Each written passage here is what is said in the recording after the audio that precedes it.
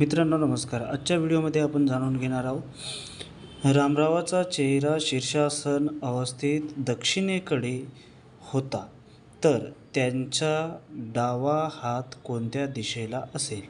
आता यावर आपल्याला काढायचं आहे. मित्रहो, रामरावाचा चेहरा शीर्षासन अवस्थेत दक्षिणेकडे होता म्हणजे दक्षिण भागामध्ये. हा झाला इकडे पूर्व, हा दक्षिण, हा झाला उत्तर, हा झाला पश्चिम. तर दक्षिण दिशेला रामरावाचा चेहरा होता. हा दक्षिण दिशेला. तर त्यांचा डावा हात कोणत्या दिशेला असेल.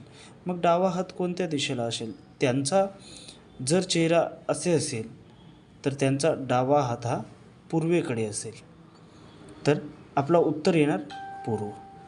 तर मित्रहो, हा व्हिडिओ आवडला असेल तर नक्की चॅनलला लाईक सबस्क्राईब करा. असे प्रत्येक व्हिडिओ मी तुमच्यापर्यंत घेऊन येतो.